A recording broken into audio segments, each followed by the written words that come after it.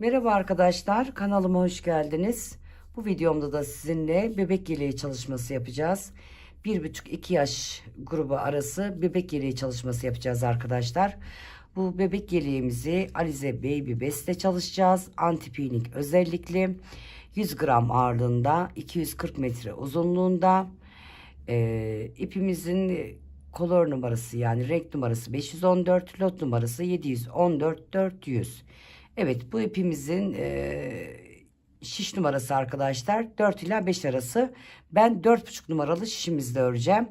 Eli sıkı olan arkadaşlarımız 4,5-5 numaralı şişte örebilirler. Ama eli bol olan arkadaşlarımız yani elini herkes bildiği için eli bol olan arkadaşlarımız da 3,5-4 numaralı şişle örebilirler. Hatta 3,5 numaralı şişle örebilirler. İpimizin özelliği ne demiştik? Anti peeling özellikle su yeşili arkadaşlar. İpimizin rengi su yeşili.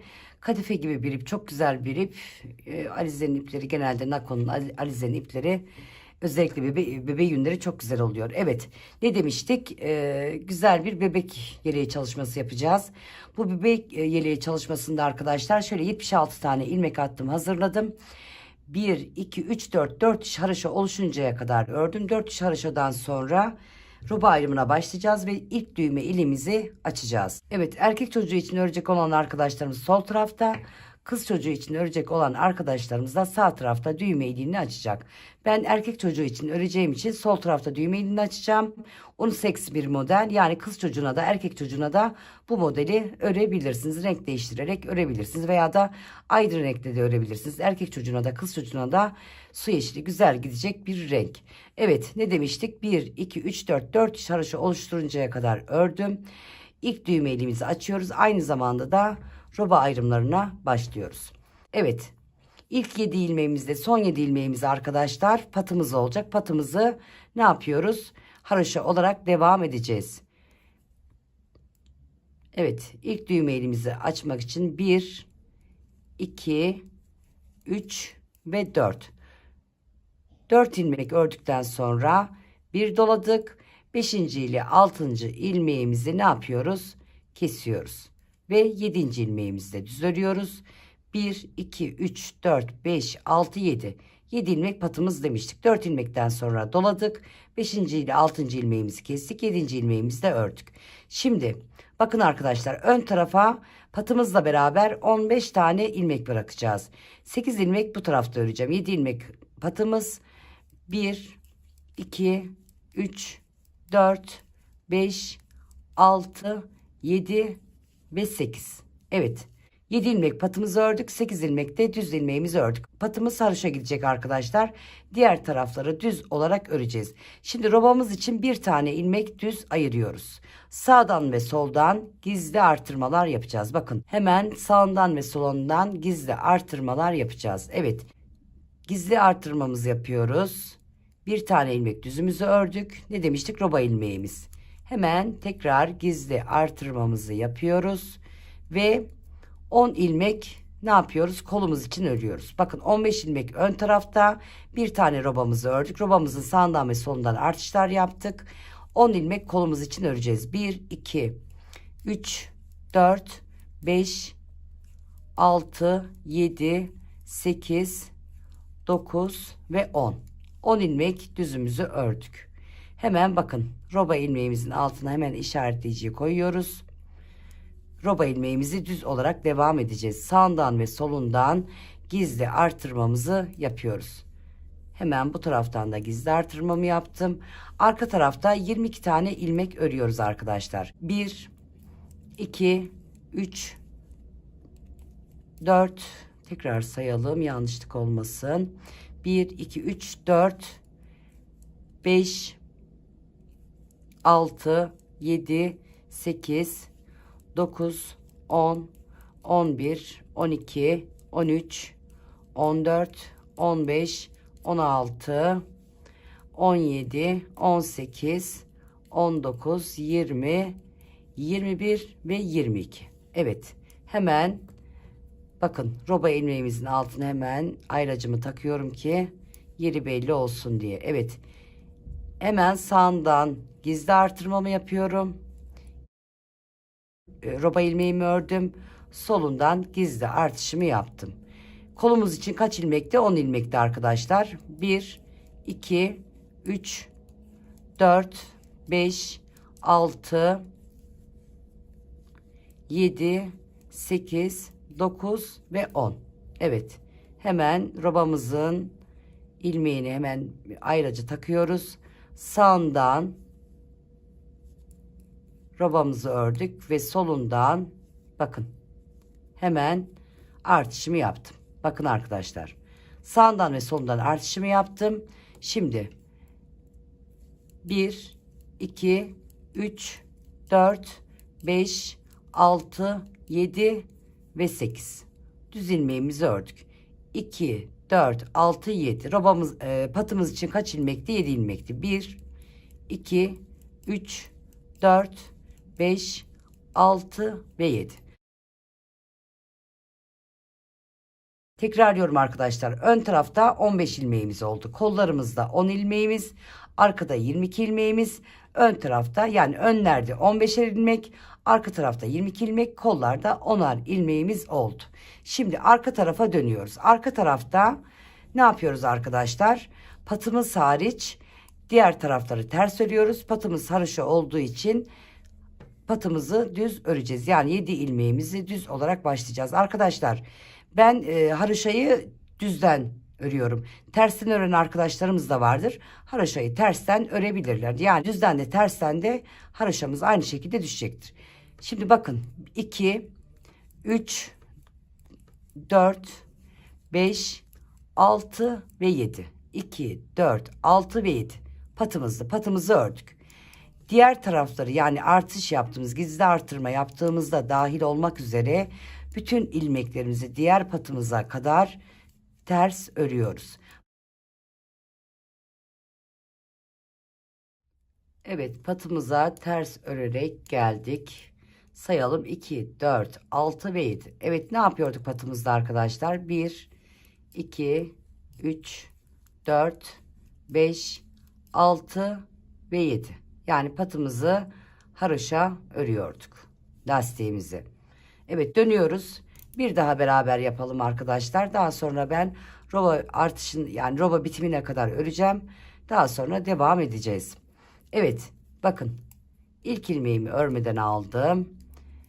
1, 2, 3, 4, 5, 6 ve 7. 7 ilmek patımızı ördük. Şimdi bu kısımlar arkadaşlar düz olarak öreceğiz.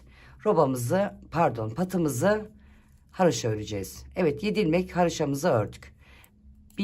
Daha doğrusu 7 ilmek haroşamızı yani patımızı ördük. 1, 2, 3, 4, 5, 6, 7 ve 8. İlk artırımdan sonra ne oldu burada arkadaşlar? 9 tane ilmeğimiz oldu.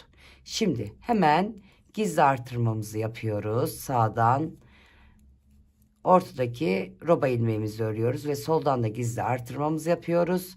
Kolumuzu örüyoruz. 1, 2, 3, 4, 5, 6, 7, 8, 9, 10, 11 ve 12. Evet. İlk artırmadan sonra ilk başladığımızda 10 ilmekti. Sağdan ve soldan artırdıktan sonra 12 ilmeğimiz oldu kolumuzda. Hemen gizli artırmamızı yapıyoruz. Robadaki tek ilmeğimizi örüyoruz. Hemen gizli artırmamızı yapıyoruz. Ve arka tarafa örüyoruz. 1, 2, 3, 4, 5, 6, 7, 8, 9, 10, 11, 12, 13, 14, 15, 16, 17, 18, 19, 20, 21, 22, 23 ve 24.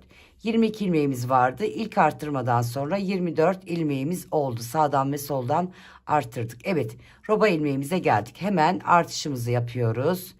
Roba ilmeğimizi düz olarak örüyoruz. Artışımızı yapıyoruz. Kolumuzu örüyoruz.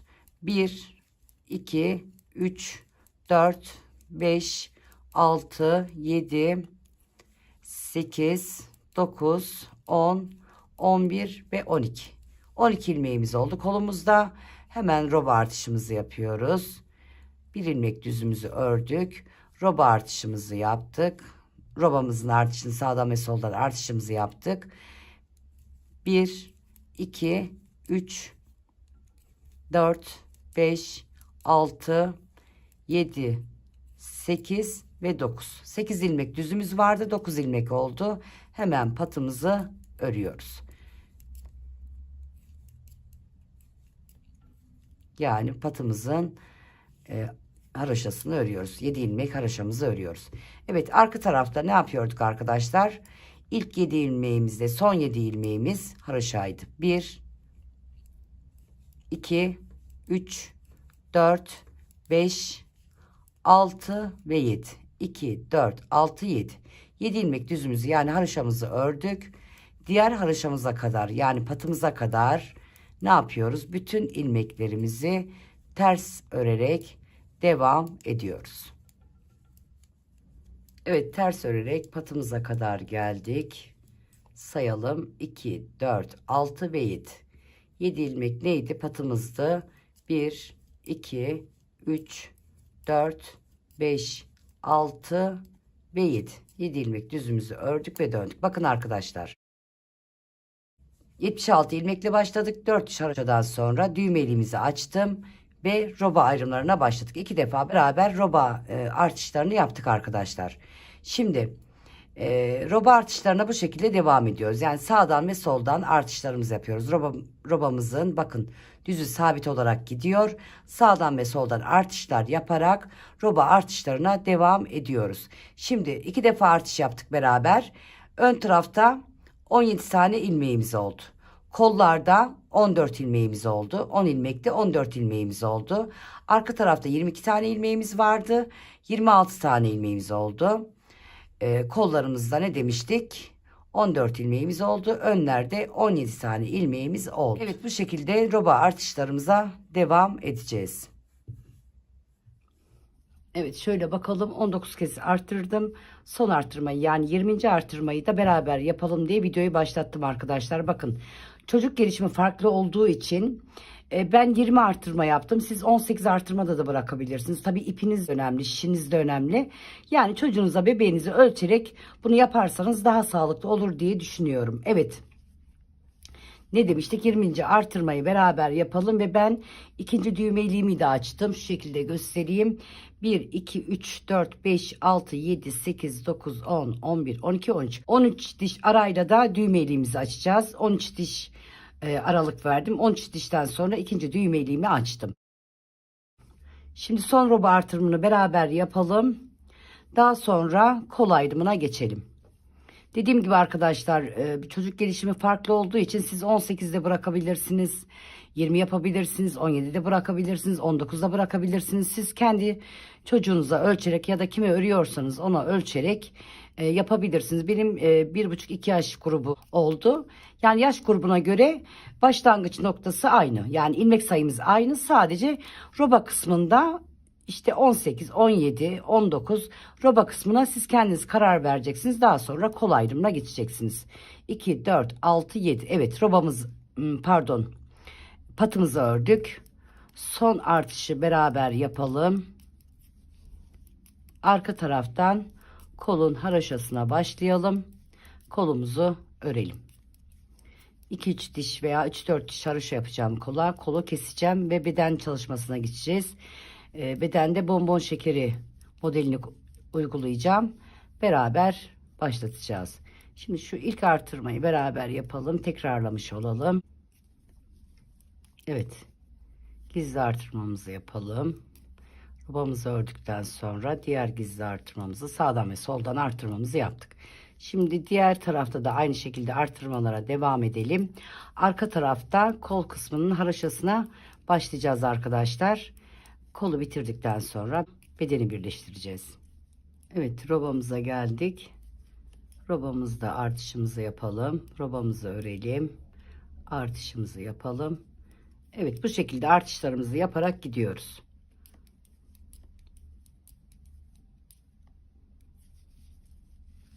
Evet, şöyle yapalım. Bakın arkadaşlar. Patla beraber 15 ilmeğimiz vardı. Patı saymazsak eğer 8 ilmekle başladık, artışlara başladık. Toplam 28 ilmeğimiz önlerde oldu. Patımızı saymıyorum arkadaşlar. Patımızı da sayarsak 35 tane ilmeğimiz oluyor. Kollarda sağdan ve soldan arttırdık. 10 ilmekle başlamıştık. Kollarda 50 ilmeğimiz oluyor. Arkada 22 ilmekle başlamıştık. Sağdan ve soldan arttırdık. 20 ilmek sağdan, 20 ilmek soldan, 40. 22 ilmekte kendi bedenimizin ilmek sayısı vardı. 62 tane ilmeğimiz oldu. Evet, şimdi bakın arkadaşlar. Arka tarafta var olan bütün ilmeklerimizi düz olarak öreceğiz. Ön tarafta kol ayrımına başlayacağız. Yani koldaki lastiği haroşa yapacağız. İlk dişi oluşturmuş olacağız. Evet, sıra sonuna kadar artık artırma işlemimiz bitti. Bütün ilmeklerimizi düz olarak öreceğiz. Ön tarafa geldiğimizde kolda 3 diş veya 4 diş haroşa oluncaya kadar öreceğiz. Evet, bakın kol lastiğimizle beraber bir diş haroşa bedende de oluşturduk. Şimdi ön tarafa gireceğiz. Kol ayrımına ve beden ayrımına başlıyoruz. Evet, sıra sonuna kadar patımızla beraber bütün ilmeklerimizi düz ördük. Dönüyoruz. Şimdi bakın arkadaşlar. Şöyle yapalım. Kolumuza kadar gelelim. Kolumuzda 3 diş veya 4 diş haroşa oluşturalım. Kolda bir diş haroşayı oluşturduk. Kolumuzu ayıralım. Evet.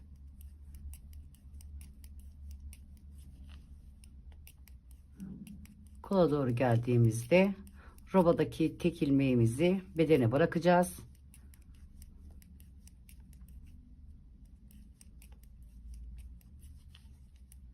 Kolumuzu öreceğiz. Kol lastiğimizi daha doğrusu öreceğiz.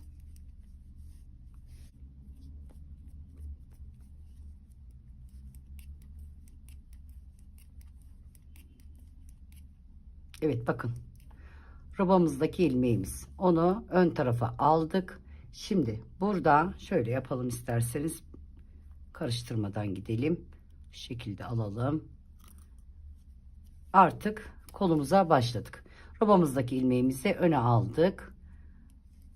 Kolumuzda 3 ya da 4 bir dişini oluşturduk. 3 ya da 4 diş oluncaya kadar örelim ve kolu keselim. Daha sonra diğer kolumuza gelelim. Bu şekilde de arka tarafta da bedeni tamamen birleştirelim. Evet, robamıza doğru geldik. Robamızdaki ilmeğimizi arkaya bırakıyoruz. Şöyle yapalım, karıştırmamak amacıyla. Evet, şöyle alalım. Bakın, robadaki ilmeğimi arka tarafa bıraktım. Şimdi ön yüzden ve arka yüzden düz öreceğim. Kol lastiğimizi tamamlayacağız.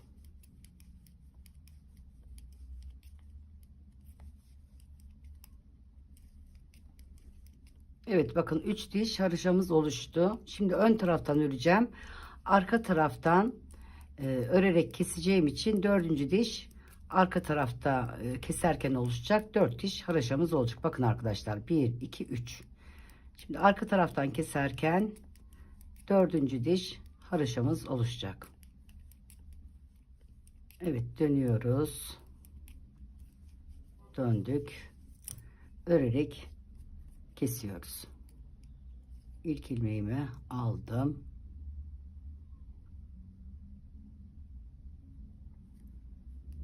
Ördüm ve kestim. Düz ördüm ve kestim. Örerek keserken dördüncü diş haroşamız oluşuyor.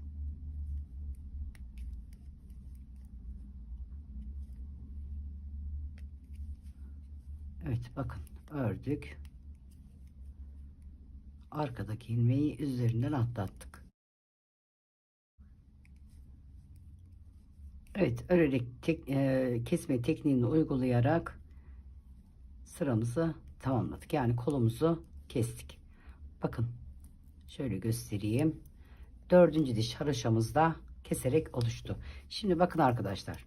Hiç ipi koparmadan buradan birleştireceğim. Diğer kolumuza geçeceğim.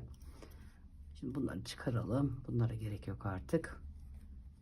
Şöyle yapalım. Hemen tığla birleştireceğim.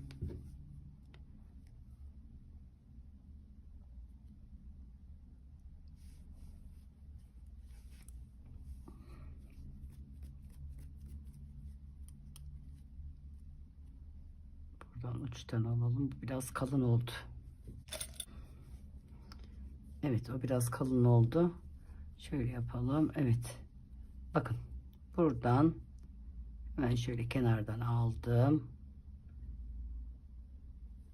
Şöyle birleştirdim.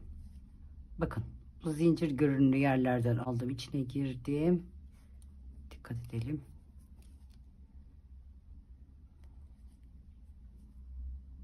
Şöyle yapalım. Sırayı kaybetmeden, kaydırmadan, sıkı tutmadan.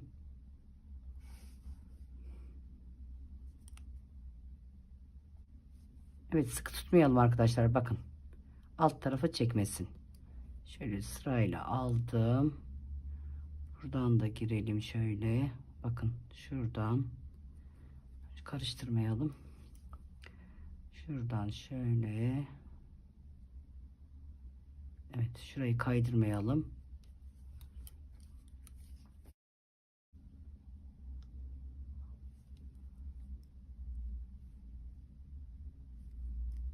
Son defa şöyle girelim. Kolun arasına. Evet, bakın. Şöyle yapalım. Kolu birleştirdik. Ne yapıyoruz? Buradaki ilmeğimizi sağ şişimize aldık. Diktiğimiz ilmeğimizi buradan şöyle devam ederek gidelim. Bakın. Bu şekilde diğer kolumuza doğru gelelim. Diğer kolumuzda da aynı işlemleri yapalım.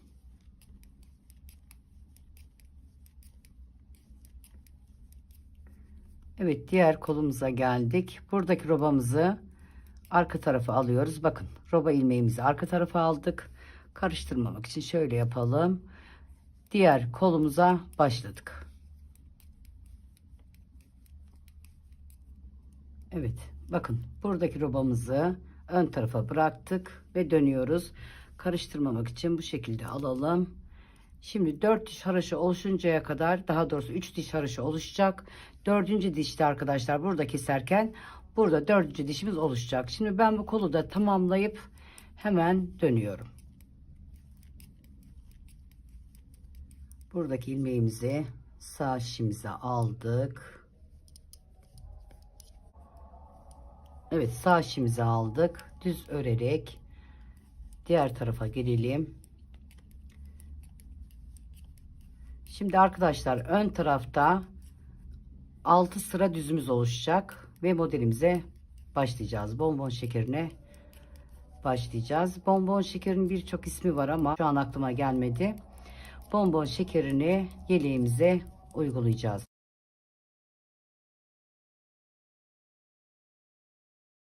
Dönüyoruz arka tarafa, kollarımızı bakın birleştirdik.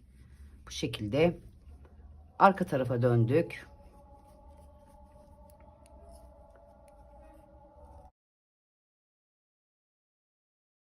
Artık haroşa 2, 4, 5, 6 ve 7 patımızı haroşa ördük. Ters örerek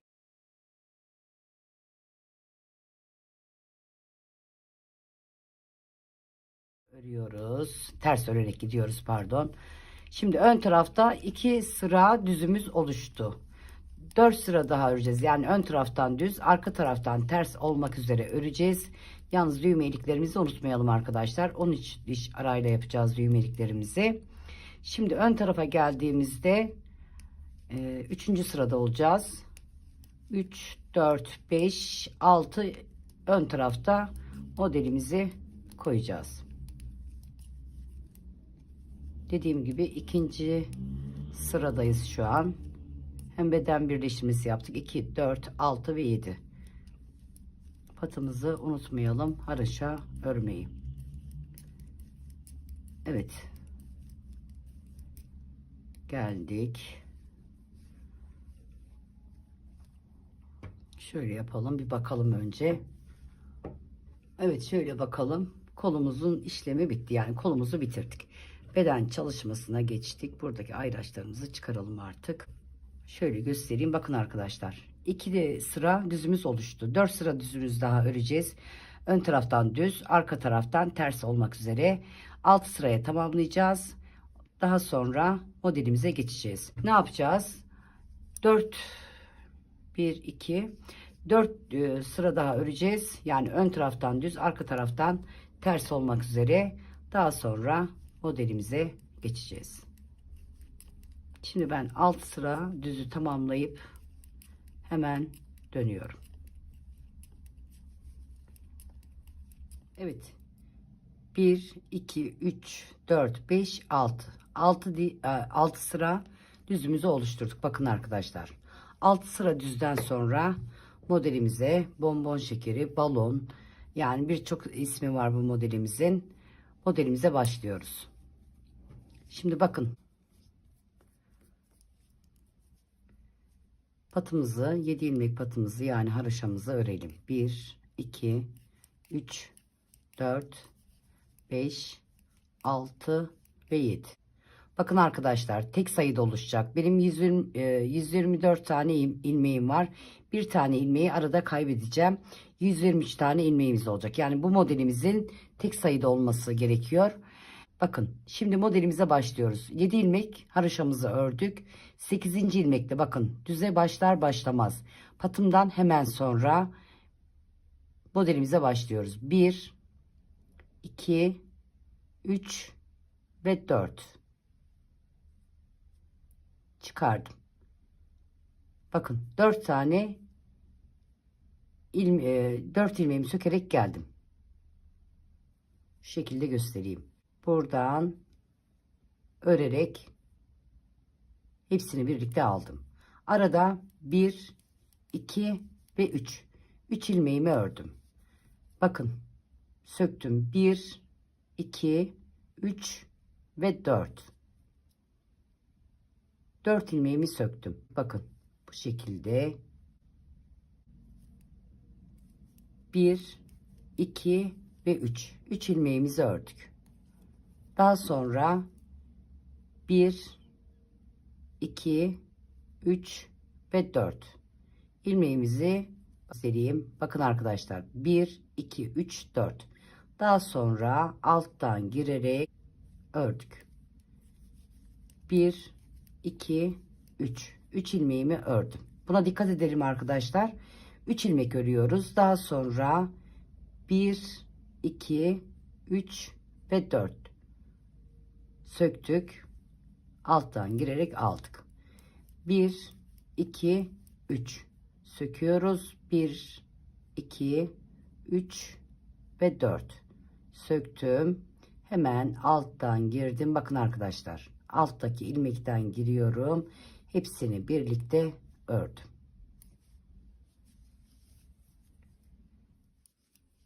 Evet, sıra sonuna geldik.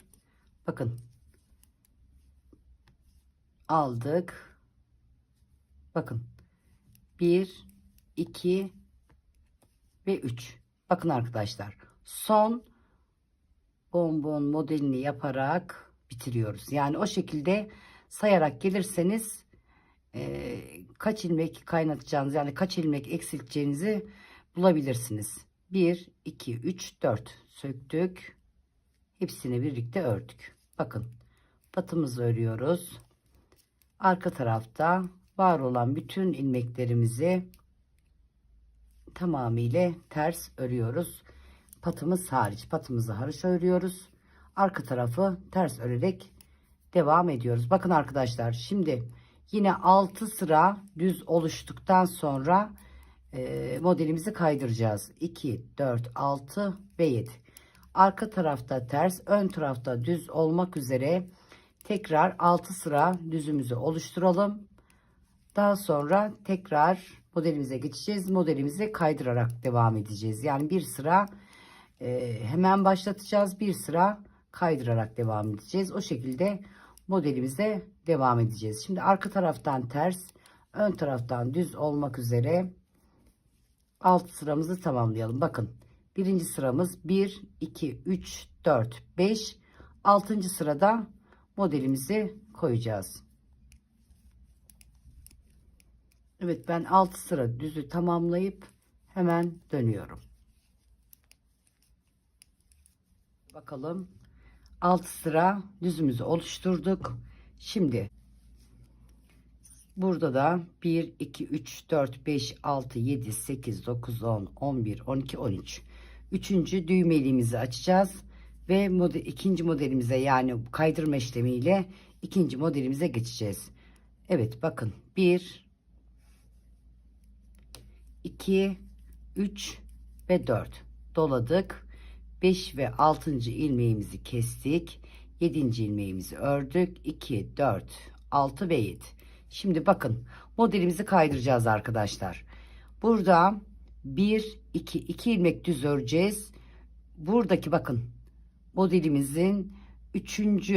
1 2 ortadaki ilmeğimizi sökerek modelimize başlayacağız. Bakın, ilk başladığımızda ilk ilmeğimizden, hemen patımızdan sonraki ilk ilmeğimizden başladık. Şimdi 1 ve 2 ilmeğimi ördüm. 1 2 3 ve 4. Bakın 4 defa sökerek geldim. Hemen alttan alıyorum, örüyorum. 1 2 3 ilmeğimizi söküyoruz. 1 2 3 ve 4. Bakın şu şekilde göstereyim. Alttan giriyorum. Hemen ördüm. 1 2 ve 3 söküyorum. 1 2 3 4. 4 defa söktüm. Alttan girdim. Hepsini birlikte ördüm. 1 2 ve 3. 1 2 3 ve 4 söktüm. Hepsini bakın alttan girerek bu şekilde söktüğümüz ilmekler üstte kalıyor. Alttan girerek hepsini birlikte ördüm. 1 2 ve 3. Evet, modelimize bu şekilde devam edeceğiz arkadaşlar. İlk sırada hemen ilk ilmekten, yani pattan sonraki ilk ilmekte modelimize koyuyoruz. Daha sonra 6 sıra düzümüzü örüyoruz. 6 sıra düzümüzü ördükten sonra modelimizi kaydırıyoruz. 1 2 ilmek düz örüyoruz. Bakın, aralara denk gelecek. Bu şekilde aralara denk gelecek.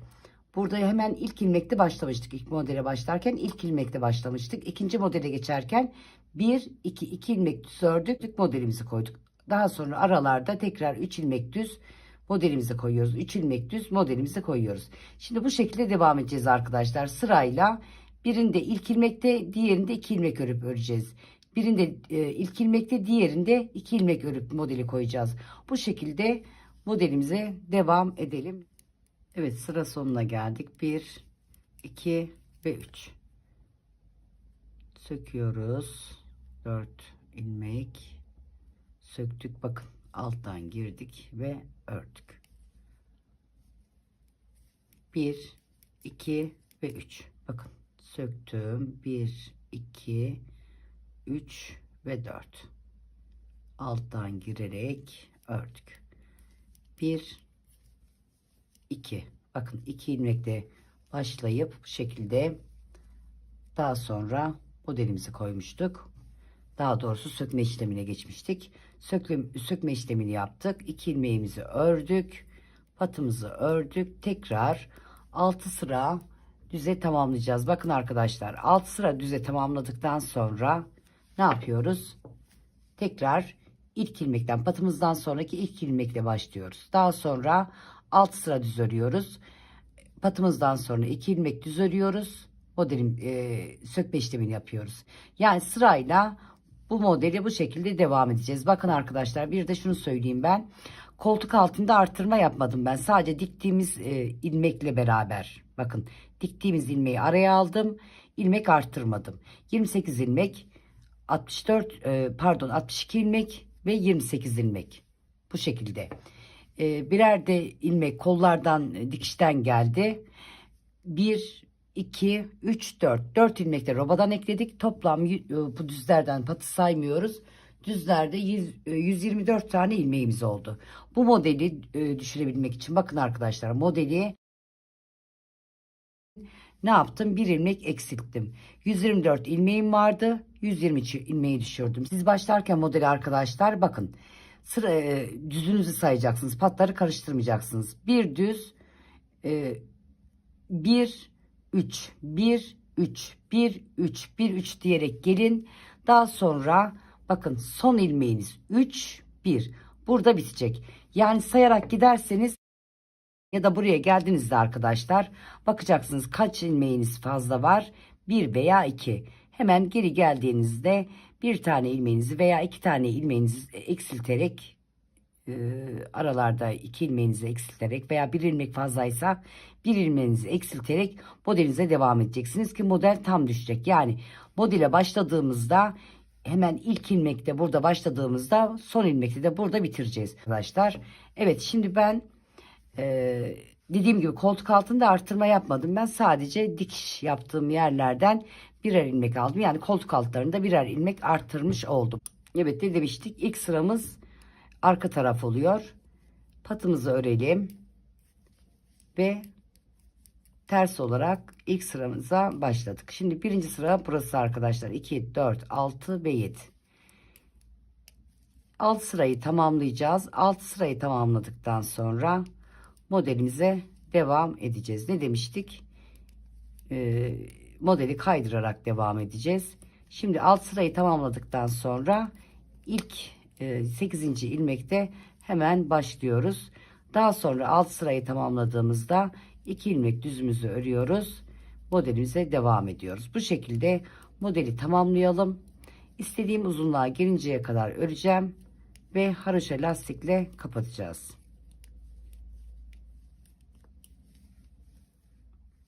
Evet, örnek çalışmamızı şöyle çapraz olarak saydığımızda arkadaşlar bakın şöyle yapalım. 1 2 3 4 5 6 7 8 9 10 11. 11. örnekte artık ben lastiği koyacağım arkadaşlar. Siz ördüğünüz kişiye, yani ördüğünüz çocuğa göre, bebeğe göre kaç tane örnek gideceğinize karar vereceksiniz. Ben 11, yani benim için 11 tane yeterli oldu. Sonuncuyu beraber yapalım. Bakın ne yapıyorduk? Modelimizi koyduktan sonra 1 2 ve 3. Ne yapıyorduk? Burada 1 2 3 ve 4. Hemen alttaki ilmeğimizi alıp bakın şimimizin üzerinde alttan çekiyoruz ve topluyoruz.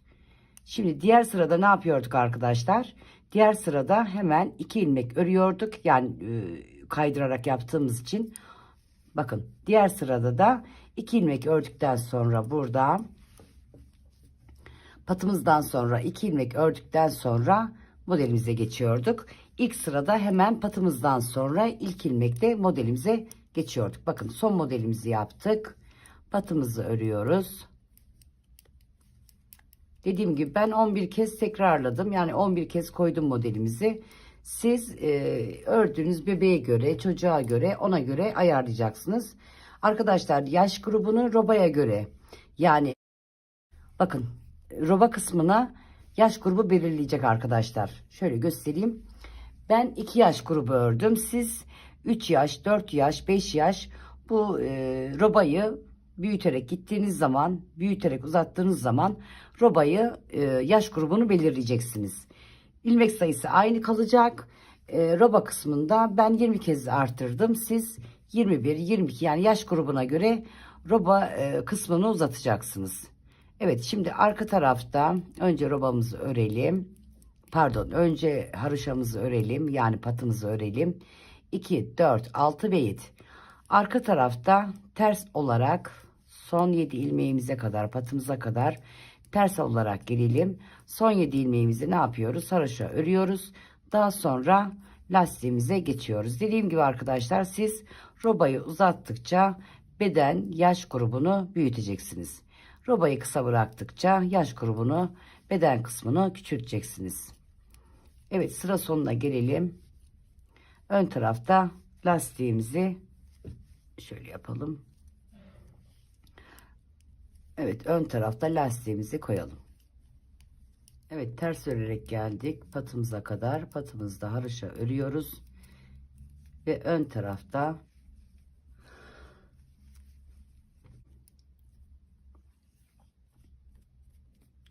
artık lastiğimizi koyuyoruz. Bakın arkadaşlar, kaç defa düğmeliği açmışız? 1, 2, 3, 4 ve 5. 5 defa düğmeliğimizi açtık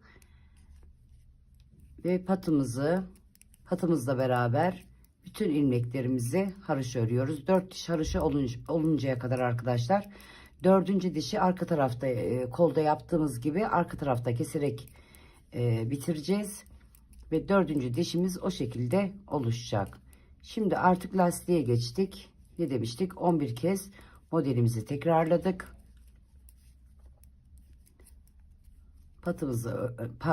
Lastiğimizi ördükten sonra bu videomuzu, bu yeleğimizi tamamlayacağız. Evet, 4 diş haroşamızı tamamlayıncaya kadar ördük. Bakın arkadaşlar, daha doğrusu 3 diş, 1 2 3 diş haroşadan sonra arka tarafta ne demiştik? Örerek kesiyoruz. Evet, sonuna kadar kestik. Şöyle yapalım ve yeleğimizi tamamladık. Bakın, ipleri de arkadaşlar fazla ip yok zaten. Bir yakada var, bir de burada var. İpi de şu şekilde şöyle ipimizi de yedirelim. Bir de buradan alalım. İplerimizi içten yedirelim. Tığım biraz kalın geldi. Şuradan da kilitleyelim. Evet. Yeleğimizi bu şekilde bitirdik. Dediğim gibi arkadaşlar 1,5-2 yaş grubu oldu benim yeleğim. Ne kadar ip gitti onu da göstereyim. İkinci ipten çok az gitti. Göstereyim, bakın arkadaşlar, ikinci ipten çok az gitti. Yani 2 tane ip gitti diyemem. İkinci ipten çok az gittiği için. Şimdi yaş grubunu büyütmek istediğiniz zaman robaya devam edeceksiniz. Yaş grubunu küçültmek isteyen, yani bir yaş grubu yapmak isteyen arkadaşlar 17'de 16'da bırakabilirler. Robayı 20 defa arttırdım. Bir yaş grubu 17'de 16'da bırakabilir. 2 yaş grubunun üstünde örecek olan arkadaşlarımız da 21, 22, 23 olarak devam edip gidebilirler ve üzerine giydirerek deneyebilirler. Burada şimdi düğmeleri de şöyle koyayım, ben dikmeden düğmeleri de şu şekilde göstereyim. Tabii siz düğmeyi istediğiniz gibi seçebilirsiniz. Ben aynı zamanda ölçüyü de vereyim arkadaşlar size. Çünkü çocuk gelişimi farklı oluyor ama yine de ben ön bilgi olarak size ölçü de vereceğim. Şu şekilde bırakalım. Düğmelerimizi de şöyle yapalım. Daha sonra düğmeyi dikeceğim ben. Düğmeyi dikmeden videoyu noktalayalım. Evet, 5 düğmeliği açtık. Robamızı 20 defa arttırdık. 20 defa arttırdık. Burada da modelimizi 1, 2, 3, 4, 5, 6, 7, 8, 9, 10, 11. 11 defa modelimizi koyduk. Evet, bonbon şekeri, bonibon, birçok ismi var arkadaşlar modelimizin. Evet, modelimizi bu şekilde tamamladık. Bir de ölçüyü vereyim arkadaşlar. Şöyle yapalım. Eni 33-34 santim, yani 33,5 santim eni. Eni 33,5 santim. Şöyle boyunu hesaplayalım. Yakadan itibaren. Boyu da 35 santim. 34,5-35 santim arkadaşlar. Evet. Boyunu ve enini verdim. 1,5-2 yaş grubu demiştik. Ve ikinci ipten çok az gitti. Yani 2 tane ip alacaksınız. İkinci ipten çok az gitti. Tabii beden büyüten arkadaşlarımız, yaş grubunu büyüten arkadaşlarımız biraz daha ipi gidebilir. Evet, bu videomuzun da, bu çalışmamızın da sonuna geldik arkadaşlar. Yeni bir videoda, yeni bir çalışmada görüşmek üzere. Takipte kalın, sevgiyle kalın. Desteklerinizi unutmayın lütfen. Hoşça kalın.